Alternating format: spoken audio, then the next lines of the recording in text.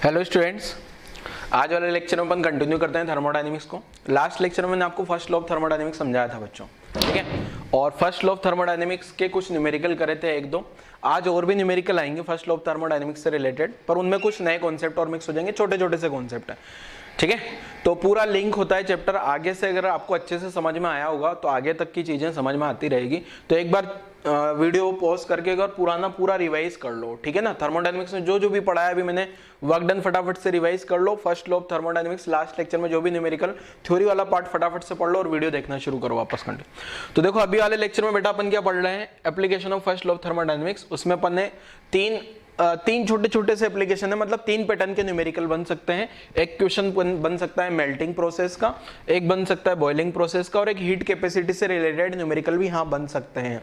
तो heat capacity के बारे में अपन ने ऑलरेडी कैलोरीमेट्री में पढ़ा है, बट वापस से यहाँ पे पढ़ेंगे और उससे रिलेटेड न्यूमेरिकल समझेंगे। देखो क्या होगा, ठीक है। तो application of first law of thermodynamics. तो पहला है मेल्टिंग प्रोसेस, दूसरा बॉइलिंग, तीसरा हीट कैपेसिटी। मतलब तीन पैटर्न के न्यूमेरिकल बनेंगे यहाँ पे। तीन पैटर्न में एक न्यूमेरिकल मेल्टिंग का बन सकता है, एक बॉइलिंग का, हीट कैपेसिटी के खूब सारे न्यूमेरिकल बन सकते हैं, ठीक है। तो वीडियो पॉज करके नोट कर लेना। चलो पहला प्रोसेस क्या है, मेल्टिंग प्रोसेस। मेल्टिंग प्रोसेस के न्यूमेरिकल के साथ में कैसे डील होगी ये समझ लेते हैं जरा, ठीक है। मेल्टिंग बॉइलिंग दोनों प्रोसेस के न्यूमेरिकल कैसे सोल्व करना है वो समझा देता हूँ। मतलब ये यहाँ पे जो समझा रहा हूँ ना, ये कोई थ्योरी आपको सिंगल एक वर्ड याद नहीं रखना इसका, ठीक है। ये प्रोसेस पता होना चाहिए न्यूमेरिकल की थीम है। मतलब दोनों प्रोसेस में बताऊंगा, मेल्टिंग में भी बताऊंगा, बॉइलिंग में भी बताऊंगा। एक न्यूमेरिकल कराऊंगा बॉइलिंग का, कहानी खत्म करेंगे, फिर अपन हीट कैपेसिटी पे आ जाएंगे, ठीक है। चलो तो मेल्टिंग प्रोसेस का जो न्यूमेरिकल आएगा उसके साथ कैसे डील करनी होगी। पहले तो देखो, अगर मेल्टिंग प्रोसेस हो रहा है इसका मतलब आइस होगा, आइस का टेम्परेचर 0 डिग्री सेंटीग्रेड होगा। आइस कहां से जाएगा 0 डिग्री सेंटीग्रेड से, आइस 0 डिग्री सेंटीग्रेड से पानी पे कन्वर्ट हो जाएगा 0 डिग्री सेंटीग्रेड में, ठीक है। और ये जो सारा का सारा प्रोसेस है बच्चों, ये 1 एटमॉस्फेरिक प्रेशर पे होता है। कितना, ये जो पूरा प्रोसेस हो रहा होगा ना, ये कितने प्रेशर पे हो रहा होगा, 81 atm, ठीक है। 8 कांस्टेंट प्रेशर 1 atm, ठीक है। 8 मैं लिखता हूं कांस्टेंट प्रेशर, और ये जो कांस्टेंट प्रेशर होगा ये कितना होना चाहिए 1 atm। और यहां पे साथ में आपको कुछ न कुछ हीट लगने वाली है, प्लस Q, ठीक है। ये कुछ न कुछ हीट लगेगी। अब ये Q हीट कितनी होगी आपको भी पता होगा। ये जो Q का वैल्यू होता है बेटा, ये होता है m into latent heat of fusion, पता होगा आपको। जहां लेटेंट हीट ऑफ फ्यूजन का वैल्यू आपको मैंने बताया होगा 80 कैलोरी पर ग्राम होता है ये, ठीक है, लेटेंट हीट ऑफ फ्यूजन। यहां तक तो अपन ने पहले पढ़ा हुआ है। ये तो अपना कॉन्सेप्ट आ गया कैलोरीमेट्री वाला। ये सारी कहानी कांस्टेंट प्रेशर पे हो रही है और टेम्परेचर भी 0 डिग्री सेंटीग्रेड मेंटेन। अब अगर मान लो मैं यहां पे आपसे पूछता हूं कि ये प्रोसेस कौन सा है, कि ये प्रोसेस कौन सा है, तो आपका जवाब आएगा कि ये सर ये तो आइसोबैरिक है, आइसोबैरिक प्रोसेस है। आइसोबैरिक प्रोसेस कैसे है, आपको लग रहा है कांस्टेंट टेम्परेचर पे कहानी हो रही है, साथ में एंड साइमल्टेनियसली आइसोथर्मल भी है। आइसोथर्मल प्रोसेस क्यों है बच्चों, देखो जरा आप, क्या टेम्परेचर भी कांस्टेंट मेंटेन है। आइस, जो आइस था उसका टेम्परेचर 0 था, मेल्ट होके पानी बना, पानी का टेम्परेचर भी 0 हो गया। तो दोनों का क्या है, मतलब ये जो प्रोसेस हो रहा है ना, यहां से यहां जा रहा है, ये दोनों प्रोसेस है। जरूरी नहीं है, हो सकता है दो प्रोसेस एक साथ हो सकते हैं, कोई दिक्कत नहीं है। आइसोबैरिक भी है और आइसोथर्मल भी। टेम्परेचर में कोई चेंज नहीं हुआ, प्रेशर में कोई चेंज नहीं हुआ, दोनों प्रोसेस है। इस प्रोसेस का नाम आइसोथर्मल भी बोल सकते हो, आइसोबैरिक, दोनों ही एट ए टाइम हो रहा है। बट आइसोकोरिक नहीं है। आइसोकोरिक क्यों नहीं है, क्योंकि आइस से वाटर बनेगा ना, तो इस सिचुएशन में डेंसिटी चेंज हो जाती है। डेंसिटी चेंज होगी तो डेफिनेटली वॉल्यूम में भी चेंज आ जाएगा। क्लियर है, कोई दिक्कत नहीं। अब यहां पे जो क्वेश्चन पूछा जाता है ना बच्चों, देखो क्या है, अब यहां पे बड़ी मुसीबत वाली बात ये हो गई कि मैं फॉर्मूला कौन सा वाला लगाऊं यार, आइसोबैरिक वाला लगाऊं, आइसोथर्मल वाला लगाऊं। अब एक चीज ध्यान से सुनना, यहां पे आइस है, सॉलिड मटेरियल है, यहां पे पानी है, लिक्विड मटेरियल है। और जो आइसोथर्मल वाला जो वर्क डन पढ़ा है ना बेटा अपन ने, उसमें क्या फॉर्मूला आता है, वर्क डन जो गैस वाला फॉर्मूला पढ़ा था उसमें आता है nRT ln V2/V1। और ये जो ये आया ना, ये PV बराबर nRT से आया था, और PV बराबर nRT तो आइडियल गैस होती है क्या, PV बराबर nRT तो क्या है, आइडियल गैस है। तो एक चीज ध्यान रखना है, पीवी बराबर आई एन, ये वाला जो फॉर्मूला है ना, ये यहाँ पे नहीं लगाना है, यहां नहीं लगाना है, क्योंकि ये तो किसके लिए था बेटा, गैस के लिए था। ठीक है, किसके लिए था फॉर्मूला, आइडियल गैस के लिए। ठीक है, ये वाला फॉर्मूला कब लगाते हैं, अप्लाई फॉर, ये वाला जो फॉर्मूला था ना, ये किसके लिए है, फॉर आइडियल गैस, बट यहां आइडियल गैस तो है नहीं, तो आप कौन सा फॉर्मूला लगाओगे बच्चे, यहां पे ये वाला जो इस प्रोसेस में आइसोबैरिक में तो फॉर्मूला क्या लिख देते हैं अपन, पी डेल्टा वी, तो आपको पी डेल्टा वी वाला फॉर्मूला लगाना है। ठीक है, क्या करना है आपको, ये वाला फॉर्मूला लगा के वर्क डन निकाल लेना है। अब आप ये समझ रहे होंगे कि सर ये सारी कहानी कर क्या रहे हो आप, देखो ये सब इसलिए कर रहा हूं मैं बेटा, अपन पढ़ क्या रहे हैं, application of first law of thermodynamics, और फर्स्ट लॉ क्या बोलता है, फर्स्ट लॉ क्या बोलता है, Q equal to work done plus delta U, तो मैं Q वर्क डन की कैलकुलेशन कर रहा हूं, डेल्टा यू ये सब निकालूंगा ना फर्स्ट लॉ लगाने के लिए। ठीक है, तो यहां पे देखें, आपको फर्स्ट लॉ ऑफ थर्मोडायनेमिक्स क्या लिख दोगे, फर्स्ट लॉ ऑफ थर्मोडायनेमिक्स से Q equal to W plus delta U. ठीक है, अब क्वेश्चन में क्या होगा बच्चों, Q का वैल्यू आप यहां से निकाल लोगे, क्या आइस का मास दे दिया जाए, आइस का मास दे दिया जाएगा, तो Q आप m into latent heat of fusion लगा दोगे, m into latent heat of fusion लगा दिया, वर्क डन आपको P डेल्टा V से लिखना है। अब किसी बच्चे के दिमाग में अगर यह आ रहा होगा कि सर ये आइसोथर्मल भी है, आइसोबैरिक भी है, तो कौन सा फॉर्मूला लगाना है, आइसोबैरिक वाला लगाना है। आइसोथर्मल में जो फॉर्मूला बच्चों अपन ने याद किया था, वो फॉर्मूला तो आइडियल गैस के लिए था, बट ये तो आइडियल गैस नहीं है, क्लियर है, तो इसलिए अपन फॉर्मूला लगाएंगे P delta we. P delta we वाला जो फॉर्मूला था बच्चों, उसमें आइडियल गैस की कोई जरूरत नहीं थी। ठीक है, तो पी डेल्टा वी सब जगह वैलिड हो जाता है, तो पी डेल्टा वी लिख दिया प्लस डेल्टा यू। अब आपसे क्वेश्चन में पूछा जाएगा calculate change in internal energy in this process, मतलब ये जो आइस मेल्ट हो रही है ना, इस प्रोसेस में इंटरनल एनर्जी में कितना चेंज आएगा, तो इंटरनल एनर्जी में जो चेंज आएगा, क्या आप डेल्टा यू की कैलकुलेशन कर सकते हो, m into latent heat of fusion P delta we, मतलब रटना कुछ भी नहीं है, रटना कुछ नहीं है, आपको क्या करना है, फर्स्ट लॉ ऑफ थर्मोडायनेमिक्स लगा देना है, Q equal to work done plus delta U. Q कहां से लिखोगे, m into latent heat of fusion, work done क्या लिखना है, P डेल्टा V, तो डेल्टा U आ जाएगा क्या आंसर में, अभी एक न्यूमेरिकल करेंगे तो समझ आ जाएगा, क्लियर है। अब किसी बच्चों के दिमाग में कोई भी बच्चे के दिमाग में ये भी आ सकता है कि सर डेल्टा U तो डायरेक्ट लिख दो ना आप, डेल्टा U तो आप इससे लिख दो direct, F/2 N R delta T, और यहाँ आइसोथर्मल है तो F/2 N R और डेल्टा T 0 माइनस 0, तो ये तो 0 आंसर आना चाहिए ना, बट ये 0 क्यों नहीं है बच्चे, सोचो जल्दी से वापस, क्या इसका आंसर 0 आएगा, ये 0 आंसर नहीं आएगा, ये डेल्टा यू 0 नहीं आएगा। ये जो अपन ने पढ़ा है ना बेटा, ये तो मैक्सवेल से आता है ना, मैक्सवेल से ये आता है, तो ये तो गैस के लिए होता है ना बेटा, क्या यहाँ आपको गैस दिख रही है, ये तो आइस है, ये पानी है, क्लियर है, तो ध्यान रखना 0 नहीं लिख देना है, ये नॉट वैलिड है इस प्रोसेस में, मेल्टिंग प्रोसेस में ये वैलिड नहीं है। ठीक है, तो मैं लिख देता हूं, ठीक है, ये किसके लिए होता है बेटा, ये जो होता है ना गैस के लिए होता है, not valid for melting process, तो ध्यान रखना मेल्टिंग प्रोसेस के लिए वैलिड नहीं है। ये किसके लिए होता है, ये वाली सारी कहानी तो ये तो होता है किसके लिए, गैस के लिए। ठीक है, कहानी नोट कर लो जरा वीडियो पॉज करके। अब अगले वाले में इतनी सारा रिपीटेशन नहीं करूंगा, मैं फटाफट से समझाऊंगा और फिर न्यूमेरिकल करेंगे। मेल्टिंग वाला अगर आपको अच्छे से समझ आ गया होगा तो बॉइलिंग तो आ ही जाएगा।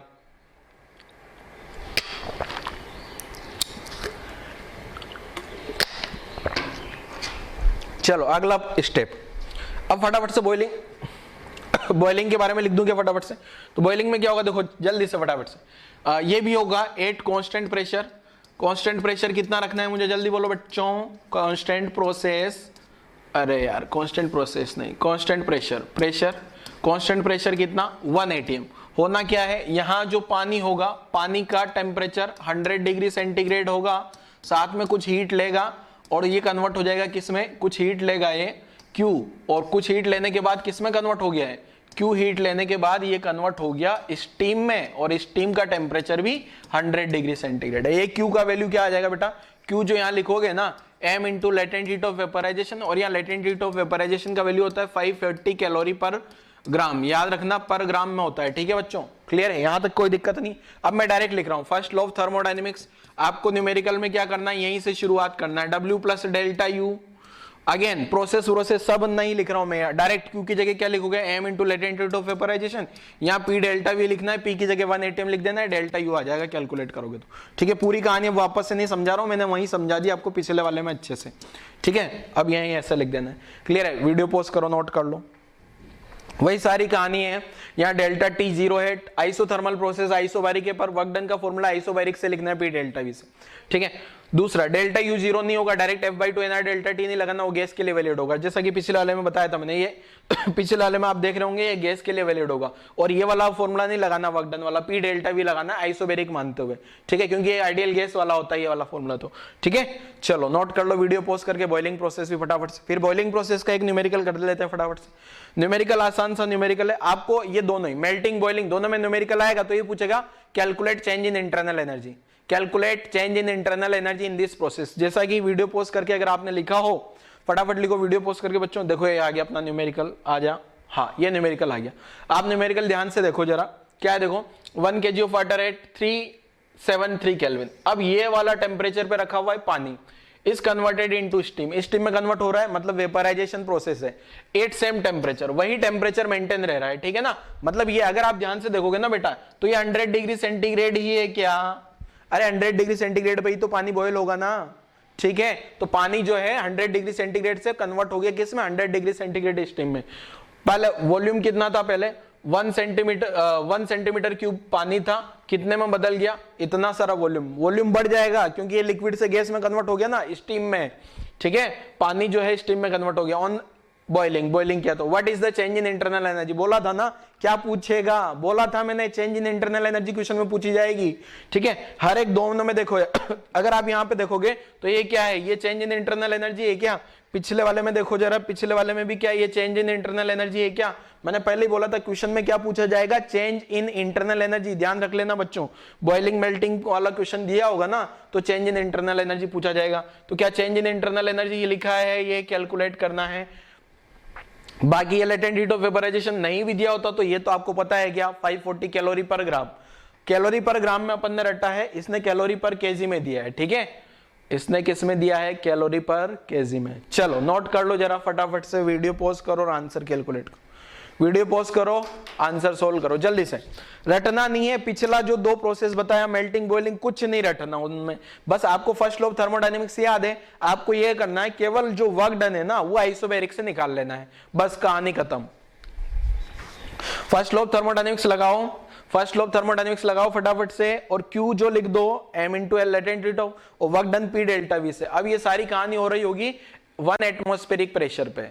ठीक है, ये सारा जो वेपराइजेशन होता है ना बेटा, ये कितने पे होता है, 1 एटमॉस्फेरिक प्रेशर पे। ठीक है ना, तो प्रेशर जो ले लेना 1 atm लेके आंसर निकालो जल्दी से, क्या आंसर आ रहा है आपका।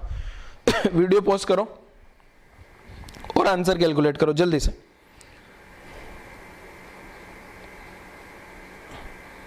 चलो मैं सोल्व कर दूं क्या,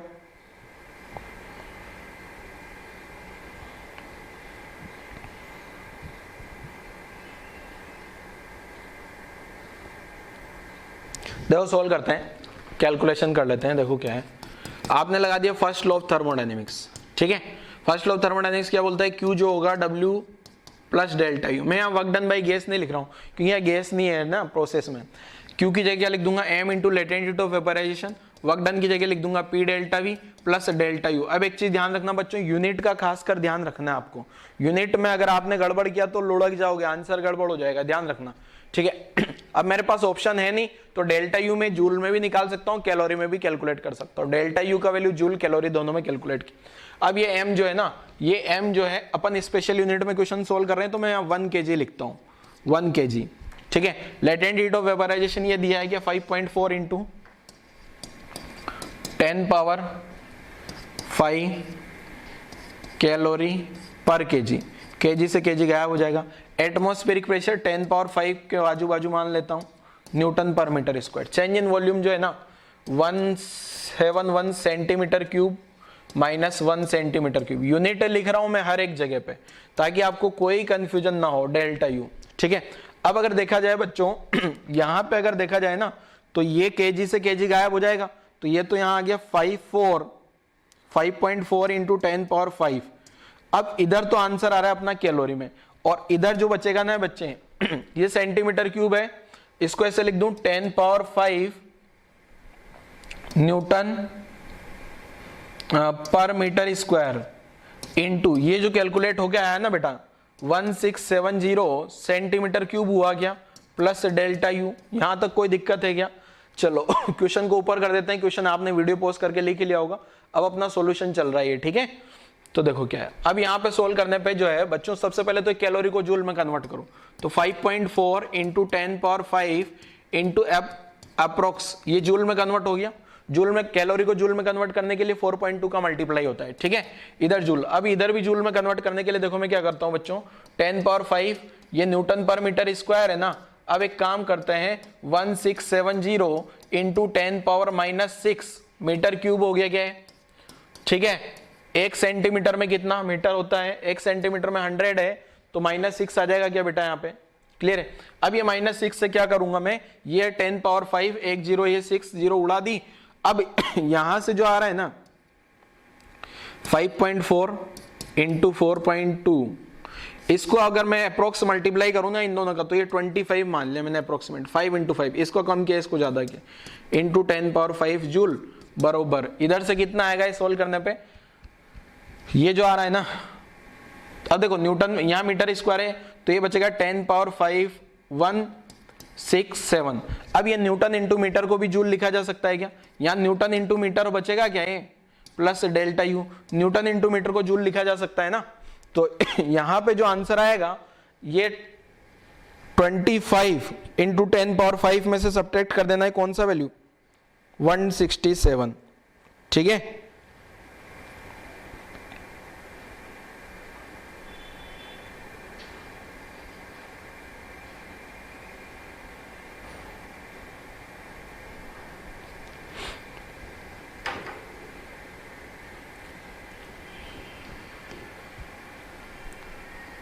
तो यहां से सिंप्लीफाई करने पे ये आ रहा है 2 5 1 2 3 4 5 167, तो आ गया 3। एक काम करता हूँ एग्जैक्ट मल्टीप्लिकेशन करता हूँ ताकि अपना आंसर जो आएगा ना वो एग्जैक्ट आएगा।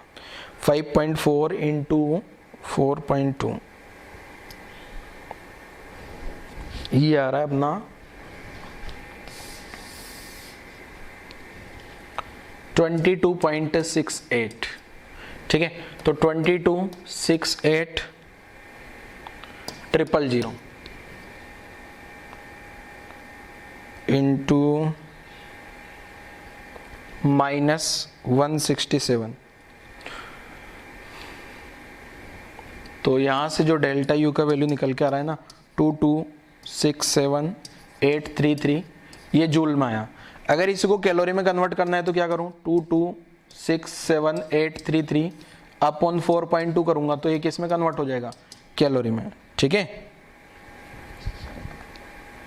तो ये आएगा 539,960 अप्रोक्स कैलोरी, ठीक है। नोट कर लो जरा।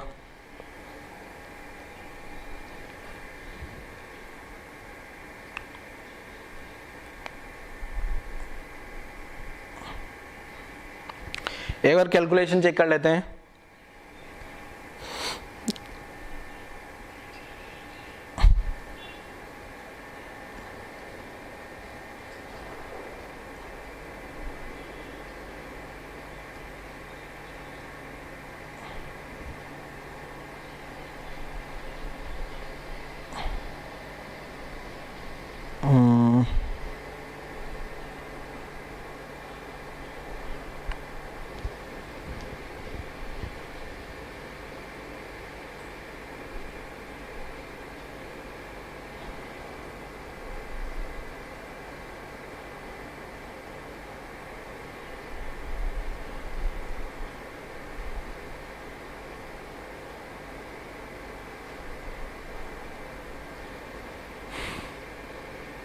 प्रेशर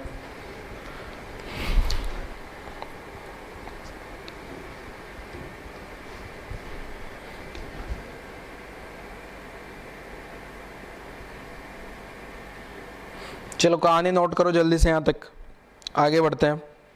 तो आंसर जो भी ऑप्शन होगा ना उसके अकॉर्डिंग कर देंगे अपन, ठीक है ना।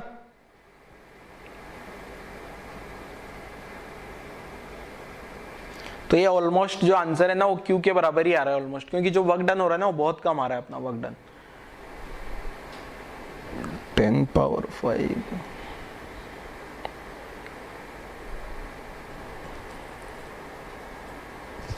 चलो आगे की कहानी समझते हैं जरा।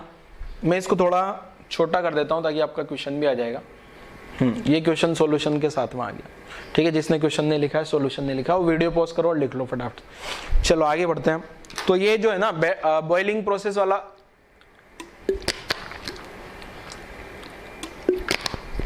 बॉइलिंग वाला न्यूमेरिकल हो गया, ठीक है। ऐसा ही सेम न्यूमेरिकल जो है मेल्टिंग वाला भी पूछा जा सकता है आपको, तो आपको यही सोल्व कर लेना है इसी टाइप से। देखो नेक्स्ट क्वेश्चन क्या, हाँ नेक्स्ट हीट कैपेसिटी के बारे में समझते हैं। हीट कैपेसिटी क्या है, देखो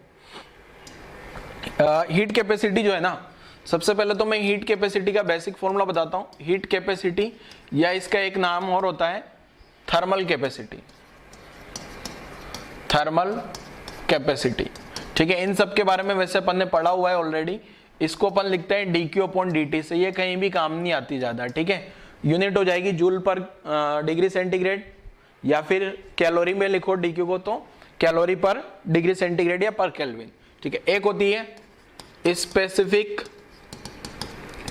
हीट कैपेसिटी, जिसको अपन ने S से डिनोट किया था। S होता है dQ/mdt, ठीक है बच्चों, dQ/mdt। इसका यूनिट जो है जूल पर केल्विन लिख सकते हो आप, सॉरी जूल पर केल्विन, इसका यूनिट जो लिख सकते हो जूल पर केल्विन।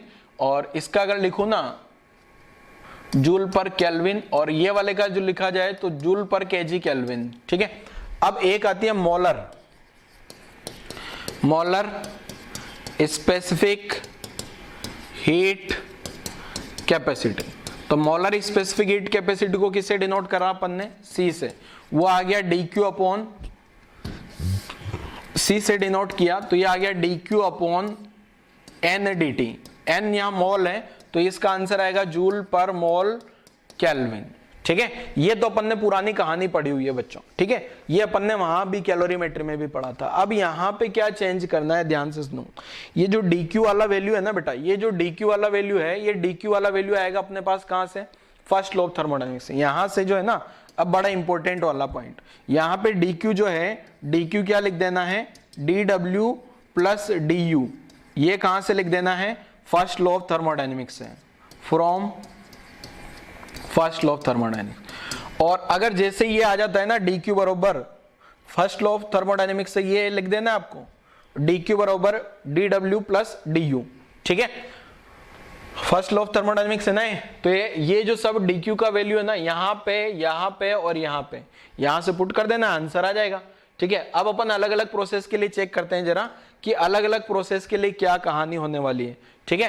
तो यहां तक की कहानी नोट करो पहले आप लोग, यहां तक की कहानी नोट करो, फिर मैं एक एक प्रोसेस बताऊंगा आपको, और उस प्रोसेस के लिए अपन हीट कैपेसिटी का वैल्यू निकालेंगे, ठीक है। हर एक प्रोसेस, जैसे हर एक प्रोसेस का वर्क डन निकाला क्या अपन ने, जितने भी प्रोसेस दिए थे हर एक प्रोसेस का वर्क डन निकाला, जितने भी प्रोसेस थे हर एक प्रोसेस के लिए डेल्टा यू पता किया, जितने भी प्रोसेस थे हर एक प्रोसेस के लिए फर्स्ट लॉ ऑफ थर्मोडायनेमिक्स लगा दिया, टेबल बनवाई थी ना अपन ने लास्ट लेक्चर में। अब मैं आज समझाऊंगा हर एक, जितने भी प्रोसेस है हर एक प्रोसेस के लिए अपन मोलर स्पेसिफिक हीट कैपेसिटी का कैलकुलेशन करेंगे, ठीक है।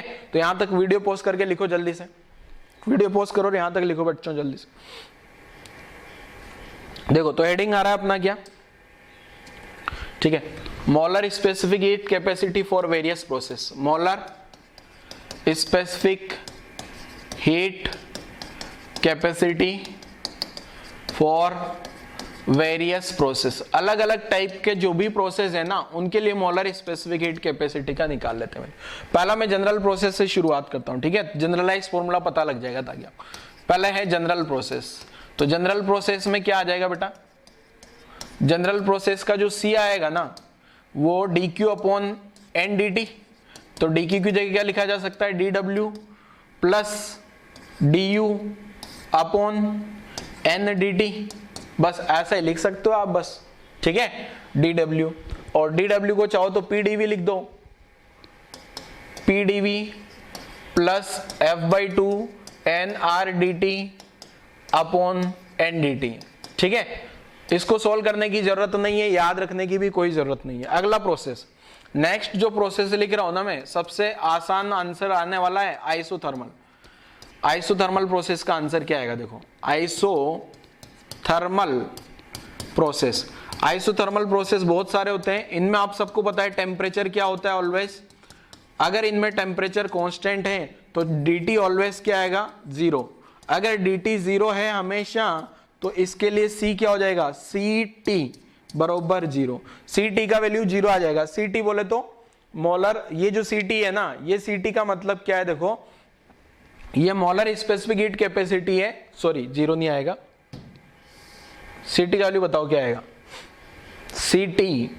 देखो ये जो C है ना, ये तो जनरल हो गया। Ct लिख रहा हूं ना यहाँ, Ct लिख रहा हूं, इसका मतलब कांस्टेंट टेम्परेचर मान लेना है, ठीक है। जैसे मैं भी यहाँ लिख के बताता हूं आपको, जैसे अगर मैं यहाँ लिखूंगा Ct, इसका मतलब टेम्परेचर कांस्टेंट मान लेना। यहाँ लिखूंगा Cv मतलब वॉल्यूम कांस्टेंट मान लेना। यहाँ लिखूंगा Cp मतलब प्रेशर कांस्टेंट मान लेना। मतलब जो भी यहाँ मैं नीचे लगा रहा हूं ना, ये जो लगा रहा हूं ना, वो कांस्टेंट के करस्पॉन्डिंग लगा रहा हूं, ठीक है, ध्यान रखना। तो Ct का मतलब क्या हुआ बच्चों, Ct का मतलब क्या हुआ, molar specific heat capacity at constant temperature, ठीक है। तो यहां लिख रहा हूं Ct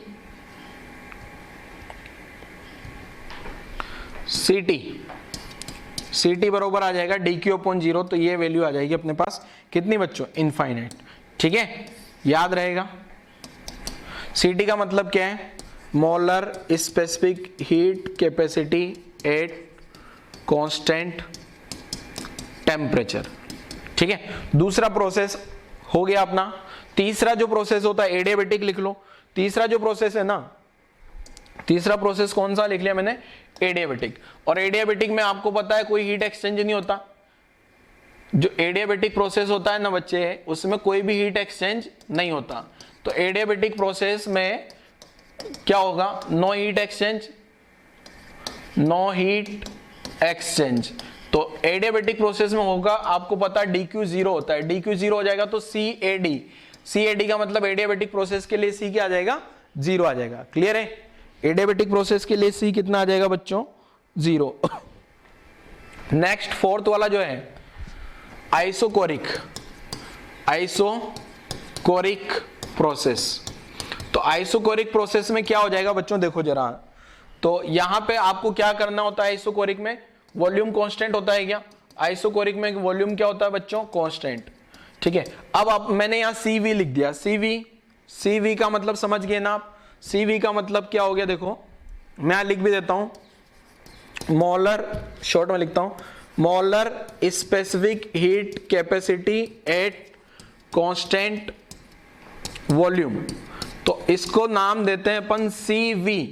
तो CV क्या लिख दोगे बेटा आप, dq/dt। dq/dt लिखा, dq की जगह क्या लिखोगे आप, dw प्लस du/dt। अब आपको पता है आइसोकोरिक प्रोसेस में वर्क डन क्या होता है बच्चे, 0। तो यहां 0 लिख दिया, du की जगह F/2 nr dt लिख दिया, अपॉन में अगर आप ndt करते हो तो आपको पता है dt से dt मारा जाएगा, n से n मारा जाएगा, आंसर निकल के आएगा F/2 r। अच्छा प्यारे बच्चों, इस फॉर्मूले को रट भी लेना है आपको। CV जो होगा वो होता है F/2 r, बहुत काम का फॉर्मूला, रट लेना इसको, ठीक है। कांस्टेंट फॉर्मूला, हर एक गैस के लिए अलग अलग आएगा क्या, डिग्री ऑफ फ्रीडम पे डिपेंड कर रहा है। हर बार जो CV का वैल्यू है, CV का वैल्यू क्या आपको समझ आ गया, क्या लिखना है। एडियाबेटिक प्रोसेस के लिए तो 0 आ गया क्या बच्चों, एडियाबेटिक प्रोसेस का तो 0 आ गया। बट आइसोकोरिक प्रोसेस में वॉल्यूम कांस्टेंट होता है, कांस्टेंट वॉल्यूम पे जो CV का वैल्यू F/2 r आ रहा है। क्लियर है, सबको याद रखना है।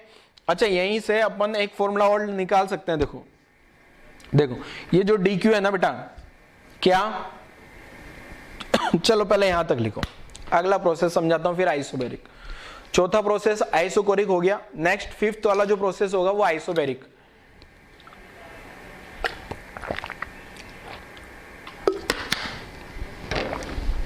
फिफ्थ वाला प्रोसेस क्या है, देखो फिफ्थ आइसोबैरिक। आइसोबैरिक प्रोसेस का आंसर क्या होगा, देखो तो आइसोबैरिक में आपको पता है क्या कांस्टेंट, प्रेशर कांस्टेंट होता है क्या, ठीक है। तो यहां वापस लिख रहा हूं molar specific heat capacity for constant pressure, इसको नाम दे देंगे अपन क्या बच्चा, सीपी। सीपी क्या लिखूंगा, D Q upon D N D T. अब डी क्यू की जगह क्या लिख दोगे, D W work done plus D U upon N D T. अब वर्क डन क्या लिखते हो, वर्क डन जो है वर्क डन बाई गैस क्या लिख देते हो इस प्रोसेस के लिए, पीडीवी। और पीडीवी को क्या लिखा जा सकता है बच्चे, एनआरडीटी, याद है ना। पीडीवी की जगह प्रेशर कांस्टेंट होता है ना, तो पीवी बराबर एनआरटी से पीडीवी होता है क्या वर्क डन, और पीवीडीवी को वर्क डन को एनआरडीटी भी लिखा जा सकता है। पीवी बराबर एनआरटी इक्वेशन आता है ना, तो यहां से पीडीवी क्योंकि प्रेशर में ही चेंज होगा, एनआरडीटी लिख देता हूं, पीडीवी को एनआरडीटी लिखूं, यहां यूज कर लूं। तो सीपी क्या आ गया देखो बच्चों, सीपी जो निकल के आता है मेरे पास NRDT plus F by two NRDT upon NDT. तो यहां से जो सीपी का वैल्यू निकल के आता है बच्चे, ये जो सीपी का वैल्यू आएगा, ये जो सीपी का वैल्यू है, एनडीटी से एनडीटी गायब, तो ये निकल के आता है R plus F by two R, ठीक है। रट लेना है बच्चे, ठीक है। सीपी का वैल्यू भी रट लिया सीवी का वैल्यू भी रट लिया, और आपको यहां से पता लग रहा है सीपी माइनस सीवी जो आ रहा है ये आर है, ये भी रट लेना है। इसको मेयर्स रिलेशन बोला जाता है बच्चे। अगर क्वेश्चन में आ गया अब तो क्या ही आएगा, जैसे क्वेश्चन में आता है प्रूफ मेयर रिलेशन या प्रूफ सीपी माइनस सीवी, ये प्रूव करने के लिए पूछ लिया जाता है मेयर्स रिलेशन। तो आप क्या करोगे, पहले पूरी कहानी लिख के सीवी निकाल लो, यहां से आइसोकोरिक वाले प्रोसेस यहां से लिखना शुरू करके, और फिर ये सीपी निकाल लो और सीपी माइनस सीवी बरोबर आर कर दो। क्लियर है, नोट करो जरा बच्चों यहां तक की कहानी।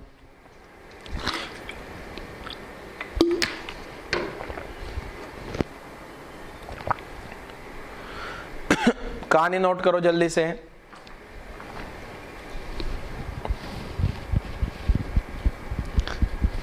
सीपी सीवी दोनों फॉर्मूले याद रखने हैं बेटा, सीपी और सीवी के दोनों के फॉर्मूले आपको पता होना चाहिए। सीपी का पूरा नाम होता है molar specific heat capacity at constant pressure. CV का नाम क्या है, molar specific heat capacity at constant volume, ठीक है। नोट किया होगा आपने। नेक्स्ट समझते हैं जरा, नेक्स्ट प्रोसेस क्या हो गया, नेक्स्ट प्रोसेस का नाम बोलो जरा। 6 जो प्रोसेस होगा उसका नाम है पॉलीट्रोपिक। पॉलीट्रोपिक प्रोसेस का इक्वेशन होता है पीवी पावर एम बराबर कांस्टेंट, ठीक है। क्लियर है, इसके लिए सी का वैल्यू पता कर लेते हैं जरा। तो सी पोली, इसको मैंने ना सी पोली लिख देता हूं, सी यहां पोली लिख दें, ठीक है पोली। तो पोली के लिए क्या आ जाएगा, D Q upon N D T. D Q की जगह क्या लिख दूं बच्चों, D W plus D U upon N D T, ठीक है। अब ये जो डी डब्ल्यू आ रहा है बच्चे, डी डब्ल्यू की जगह क्या लिख दोगे, अब आपको पॉलीट्रोपिक प्रोसेस का वर्क डन पता होना चाहिए, बड़ा सारा फॉर्मूला आया था, तो इसको लिख सकता हूं एन आर डेल्टा टी की जगह डी टी लिख दिया upon M plus 1 plus F by two N R D T, ये तो सबके लिए जनरलाइज वैलिड है, अपॉन एन डी टी। अब देखो जरा यहां से कौन कौन कैंसिल आउट होगा, ये एन डी टी, यहां पे भी एन डी टी आ रहा है क्या, N D T N D T, ये सब कुछ गायब होके सी पोली क्या निकल के आएगा, देखो ये जो पॉलीट्रोपिक प्रोसेस के लिए जो सी निकल के आया है ना, ये यहां इधर बचेगा R upon minus M plus 1, ठीक है, R upon minus M plus 1। ये एन डी टी से एन डी टी गायब होते हैं, आर अपॉन एम यहां plus F by two R यहां बचेगा, ठीक है। क्या आप इसको रट लोगे बच्चों, पॉलीट्रोपिक प्रोसेस के लिए रट लोगे क्या, जल्दी बोलो, रटना पड़ेगा वरना आंसर नहीं निकलेंगे आपसे क्वेश्चंस के, ठीक है। पॉलीट्रोपिक प्रोसेस, इससे जेई मेंस में क्वेश्चन आया हुआ है, जेडबलई मेंस में क्वेश्चन पूछा हुआ है इससे, ठीक है, अभी रिसेंटली ऑनलाइन में ठीक है, पॉलीट्रोपिक से। तो मैं पॉलीट्रोपिक का एक क्वेश्चन करवा दूं क्या आपको, मुझे लग रहा है कि पॉलीट्रोपिक वाला फॉर्मूला बच्चे जल्दी से भूल जाते हैं, इस फॉर्मूले को आप बहुत बार भूल जाओगे बच्चों, ध्यान रखना। नेक्स्ट लाइव लेक्चर जब भी आएगा मैं हर एक फॉर्मूला पूछने वाला हूं आपसे, मैं आप बोलते हो तो एक सारे प्रोसेस के फॉर्मूले जितने भी मैंने लिखे हैं सबको एक टेबल में समराइज कर देता हूं, देखो क्या है, टेबल बनाएंगे बड़ी सारी, ये सी ऊपर लिखूंगा मैं प्रोसेस का नाम, नीचे लिखूंगा सी का वैल्यू, ठीक है। ऊपर लिखूंगा क्या, प्रोसेस का नाम, और नीचे लिखूंगा सी का वैल्यू। सी पता है ना, molar specific heat capacity, molar specific heat capacity, जिसको अपन ने सी से डिनोट कर रहे हैं, ठीक है। तो फर्स्ट प्रोसेस कौन सा पढ़ा है बेटा, आइसोथर्मल। आइसोथर्मल प्रोसेस में क्या होता है, सीटी का मतलब टेम्परेचर कांस्टेंट कर देना है, इनफाइनाइट हो गया, क्या याद रहेगा सबको। दूसरा एडियाबेटिक, दूसरा प्रोसेस क्या ना पड़ा है, एडियाबेटिक में CAD लिख दिया यहाँ पे, CAD 0 आया था, क्लियर है। अच्छा, इससे पहले एक जनरल प्रोसेस भी था, इससे पहले कौन सा प्रोसेस था, जनरल प्रोसेस,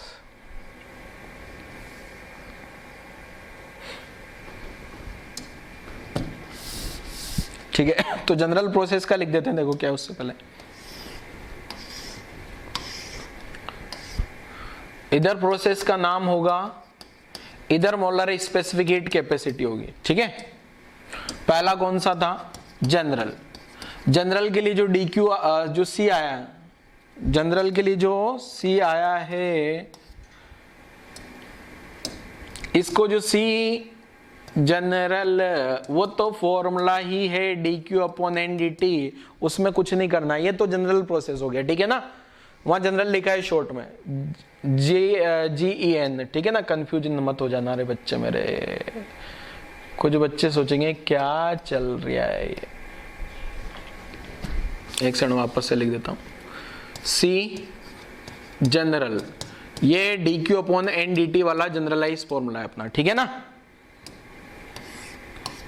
हाँ, अब आगे बढ़ते हैं अपन। नेक्स्ट प्रोसेस अपन ने पढ़ा बच्चों कौन सा, एडियाबेटिक के बाद पढ़ा कौन सा, आइसोकोरिक का मतलब CV का फॉर्मूला F/2R। नेक्स्ट पढ़ा एडियाबेटिक वाला फॉर्मूला, एडियाबेटिक नहीं रहे, आइसोबैरिक मतलब CP हो जाएगा कितना, F/2R प्लस R, ध्यान रखना, ठीक है ना, F/2R plus R। Next formula and last polytropic, और पॉलीट्रोपिक का ही बच्चे भूल जाते हैं जनरली, C पॉली, ये भूल जाओगे आप लोग, R/-M+1 प्लस F/2R, ठीक है, इसको भूलना नहीं है, क्लियर है। अबे यार क्या, ये फिर गड़बड़ हो गया, इसको थोड़ा छोटा करके स्पेस बना लेते हैं यहाँ पे ना। हाँ, तो ये आ गया अपने पास C पॉली बरोबर R/M+1 प्लस F/2R, ठीक है। नोट लिख लो जरा, ये कंक्लूजन है पूरा अभी तक जो भी पढ़ा है अपन ने उन सब का, ठीक है। तो ये पता होना चाहिए बच्चों आप सबको, हर एक प्रोसेस का C पता होना चाहिए, क्लियर है। अब जैसे न्यूमेरिकल पूछ लेते हैं इसका, जैसे न्यूमेरिकल लिख देता हूं एक, ये सारा तो सब आप लोगों ने लिख ही लिया होगा। न्यूमेरिकल क्या है, देखो आसान सा न्यूमेरिकल, जैसे आपको बोल दिया जाए क्वेश्चन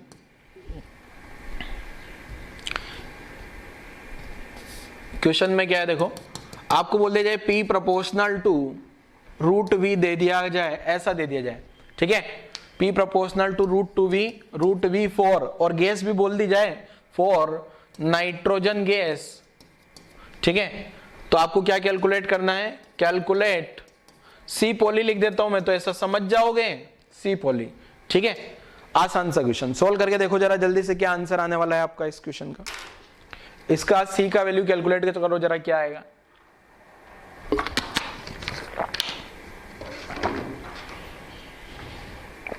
देखो सोल्व कर देता हूं,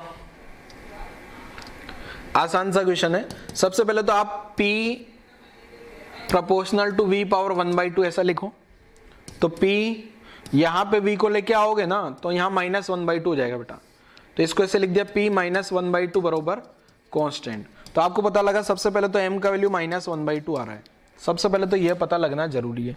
फिर आपने C पॉली वाला फॉर्मूला लगा दिया, ये C पॉली का मतलब क्या है, molar specific heat capacity for polytropic process, ठीक है, मोलर स्पेसिफिक हीट कैपेसिटी है फॉर पॉलीट्रोपिक प्रोसेस। तो R M की जगह लिखा -1/2 +1 प्लस ये जो डिग्री ऑफ फ्रीडम है, पहले फॉर्मूला लिख लें क्या यार, फॉर्मूला जो है ना ये फॉर्मूला है -m+1 प्लस f/2 r वाला, ये वाला फॉर्मूला लग रहा है इसमें, ठीक है ना। तो जो यहाँ पे C आएगा बच्चे पॉलीट्रोपिक प्रोसेस के लिए, r m की जगह क्या लिखोगे आप, -1/2 + 1 plus degree of freedom nitrogen gas का 5/2 r, ठीक है।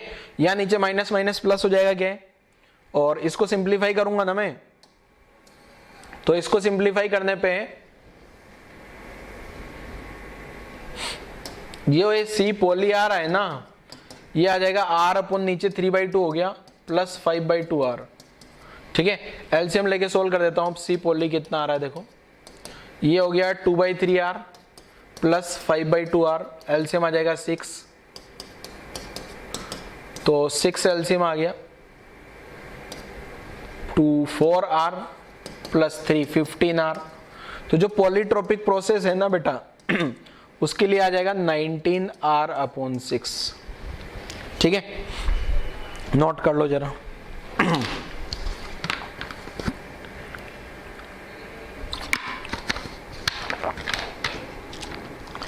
नोट कर लो। अब कुछ बच्चों के दिमाग में आ रहा होगा, कुछ बच्चों के दिमाग में क्या आ रहा होगा कि सर इन सबको पढ़ाया क्यों जा रहा है, ये जो सब पढ़ क्यों रहे हैं अपन, ये जितनी भी कहानी है ना, कौन सी कहानी है मोलर स्पेसिफिक हीट कैपेसिटी की, ये पढ़ क्यों रहे। तो देखो मैं बताता हूं, देखो इसके पीछे का रीजन क्या है, रीजन क्यों पढ़ क्यों रहे इसको, रीजन क्या है, देखो इसके पीछे का रीजन, ये जो C है ना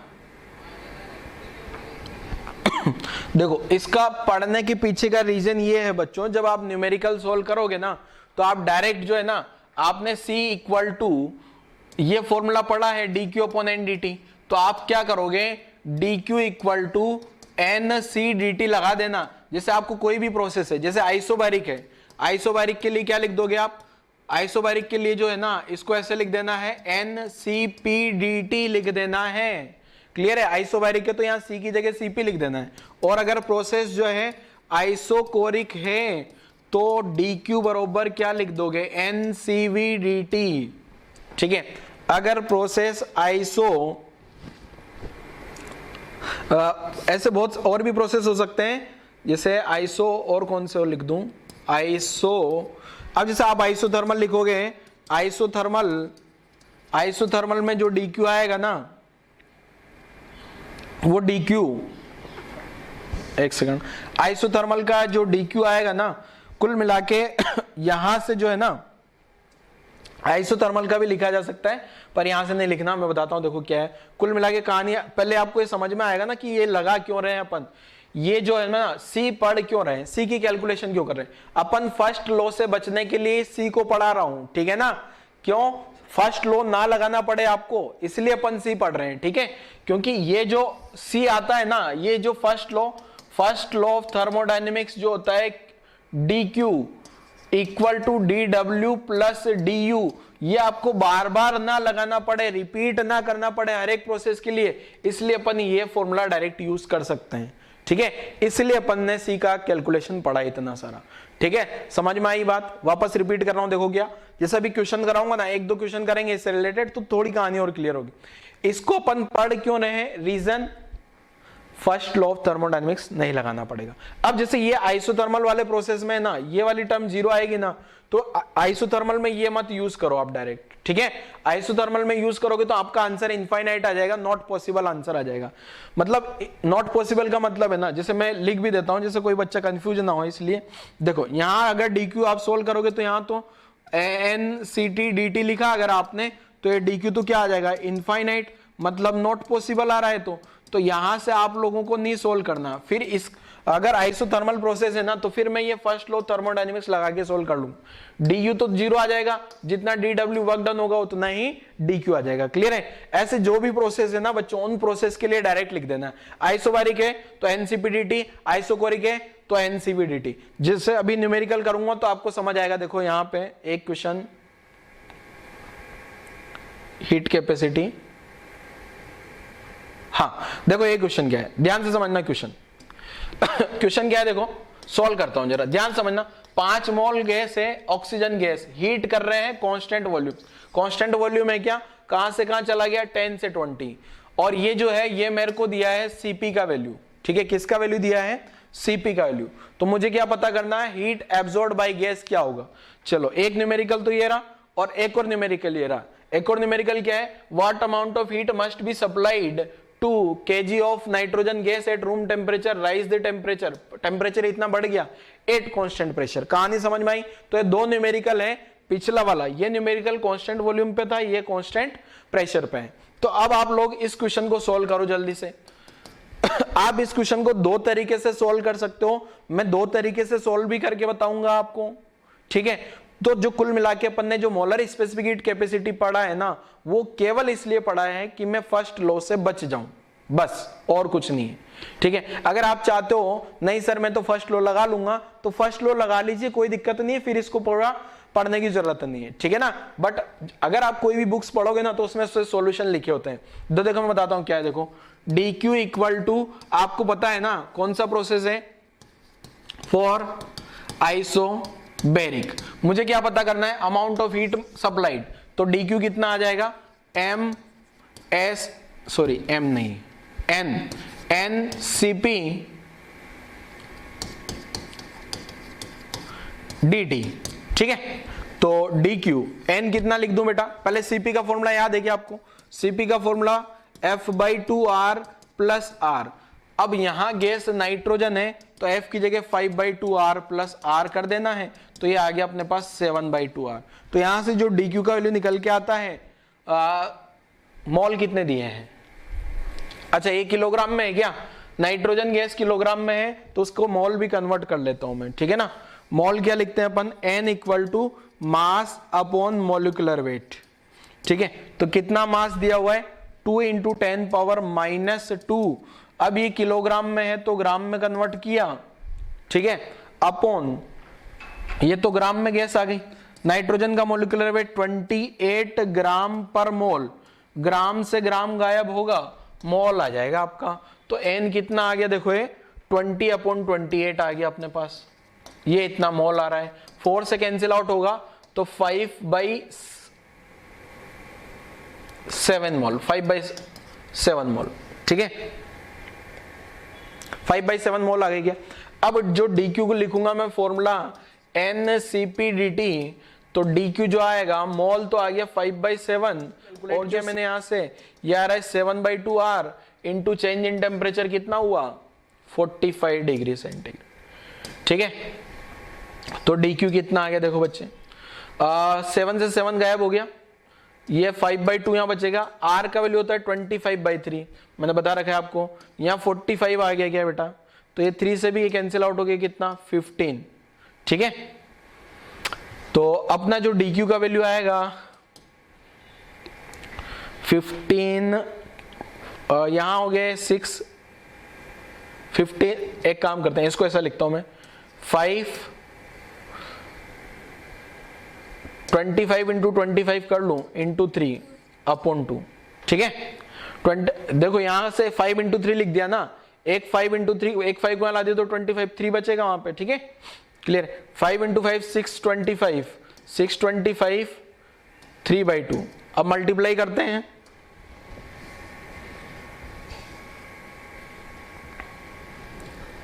तो 625 × 3, तो 625 × 3 करोगे तो कितना हो गया, 1875, ठीक है।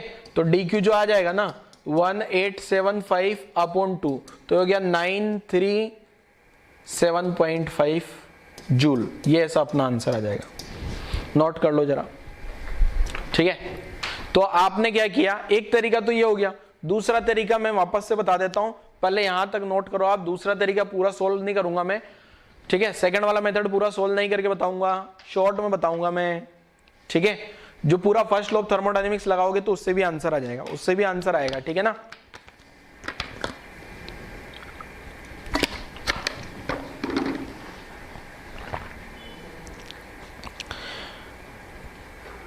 यहां तक की कहानी नोट करो बच्चे जल्दी से।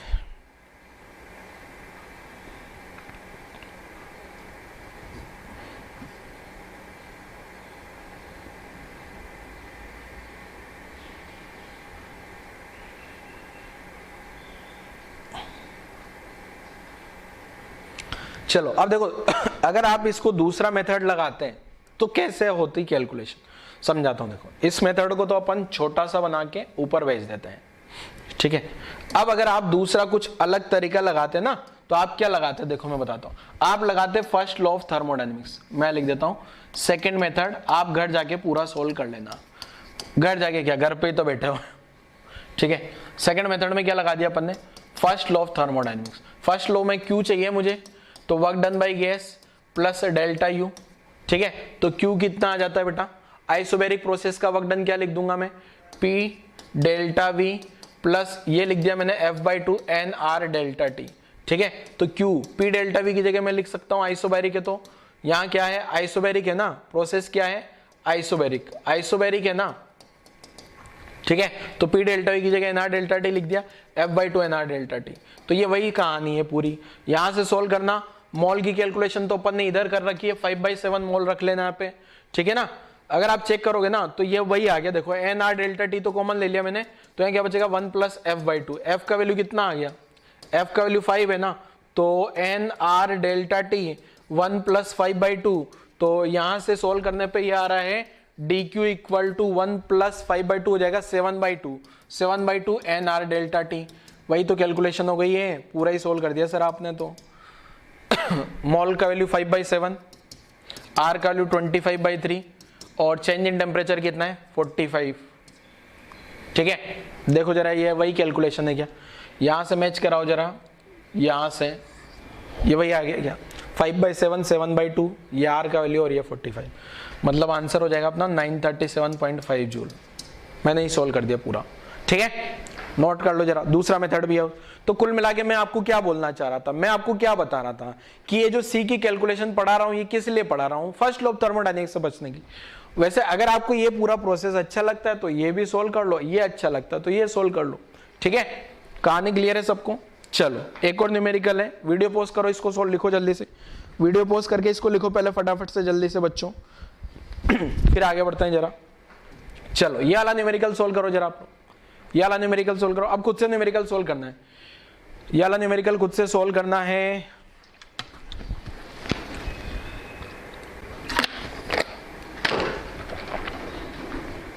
देखो क्या है, समझते हैं बच्चों, ठीक है। पहला तो आपको ये समझ में आ गया, आया कांस्टेंट वॉल्यूम है, तो dq क्या लिख दूंगा बेटा मैं, आइसोकोरिक है ना, प्रोसेस का नाम है आइसोकोरिक प्रोसेस, ठीक है। आइसोकोरिक प्रोसेस में क्या हो जाएगा बेटा, dq इक्वल टू, यहां लिख दिया आपने NCV/dt, dq बराबर क्या लिख दिया मैंने, NCV/dt।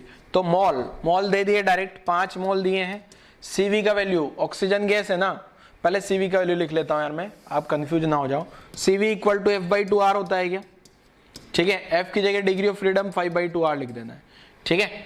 तो यहां से सिंप्लीफाई करने पे, सोल्व करने पे dq जो आएगा N 5/2R into change in temperature कितना हो गया 10 डिग्री सेंटीग्रेड, ठीक है। अच्छा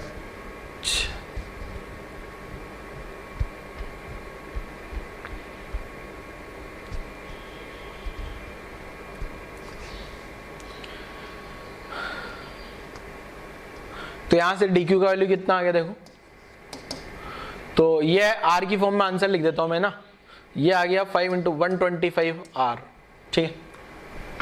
तो ये r का वैल्यू अगर जूल में लिखोगे तो जूल में आंसर आ जाएगा, तो 125 इंटू r का वैल्यू 25/3 मल्टीप्लाई कर लेना, जूल में आंसर आ जाएगा, ठीक है। अब देखो ये जो क्वेश्चन है ना, इस क्वेश्चन में जो सीपी दिया है, ठीक है, ये क्वेश्चन में क्या दिया है, सीपी का वैल्यू दिया है क्या। तो कभी कभी क्वेश्चन में जो है ना सीपी का वैल्यू यूज करने के लिए आप ये फॉर्मूला लगा सकते हो, सीपी माइनस सीवी बराबर आर, ठीक है। बट यहाँ ऑक्सीजन गैस दे दी तो मेरा सीवी डायरेक्ट ही आ जाएगा। अगर मान लो क्वेश्चन में ऑक्सीजन गैस नहीं दिया होता तो फिर मैं क्या कर लेता, सीपी माइनस सीवी बराबर आर लगा के आंसर निकाल लेता, ठीक है ना। चलो नोट कर लेना, मल्टीप्लाई वगैरह तो कर ही लोगे तुम लोग। चलो तो कहानी खत्म करते हैं, तो लेक्चर की सारी स्लाइड दिखाता हूं फटाफट से। आज वाला लेक्चर फटाफट से 2 मिनट में बताता हूं क्या क्या पढ़ा है। Melting point, boiling point, melting boiling point का कॉन्सेप्ट सेम है और heat capacity. Melting point boiling point में दोनों में ही एक चीज ध्यान आपको ये क्या रखना है कि फर्स्ट लॉ ऑफ थर्मोडायनेमिक्स लगा लेना है, फर्स्ट लॉ ऑफ थर्मोडायनेमिक्स लगाना है, बस ये लगा दिया। क्यू की जगह क्या लिख दोगे, m into latent of fusion या m into latent heat of vaporisation. Work done by gas दोनों में ही P डेल्टा V निकाल लेना है, P डेल्टा V और डेल्टा U का कैलकुलेशन करवाएगा क्वेश्चन में, जैसा कि अपन ने ये क्वेश्चन किया था। ठीक है, फिर उसके बाद अपन ने हीट कैपेसिटी की कहानी समझी। हीट कैपेसिटी में जो है ये डेफिनेशन अपन ने कैलोरीमेट्री में पढ़ी थी, ये वाली डेफिनेशन थर्मोडायनेमिक्स में ज्यादा काम की है। ये तो जनरलाइज डेफिनेशन हो गई, फिर हर एक प्रोसेस के लिए समझ लिया अपन ने। ठीक है, तो यहाँ पे जो dq लिखना है फर्स्ट लॉ ऑफ थर्मोडायनेमिक्स से लिखना है। ठीक है, तो अब आपको लास्ट में जाके मैंने यही बताया कि ये फर्स्ट लॉ ऑफ थर्मोडायनेमिक्स से बचा देता है ये फॉर्मूला जो अपन ने समझाया है। ठीक है ना, बट हकीकत डेरिवेशन तो वहीं से आ रहा है ना। चलो ये पढ़ लिया, ये तो न्यूमेरिकल अभी सोल्व करे अपन ने। ठीक है, अलग अलग प्रोसेस के लिए बताया, जनरल प्रोसेस है, isothermal, molar specific heat capacity, और ये टेबल बड़ी इंपॉर्टेंट हो जाती है, टेबल आप लोग याद कर लेना। ठीक है बच्चों, कहानी क्लियर है सबको? ठीक है, चलो आगे बढ़ते हैं, जरा एक टर्म और समझाता हूं। हाँ देखो जो डेल्टा यू है ना बेटा, डेल्टा यू नोट लगा के लिख लेना। डेल्टा यू का फॉर्मूला तो आपको पता है क्या? डेल्टा यू क्या होता है? F/2 NR डेल्टा टी, या du अगर लिखूं मैं डेल्टा यू या du कुछ भी लिख दो, F/2 NR डेल्टा टी। ठीक है,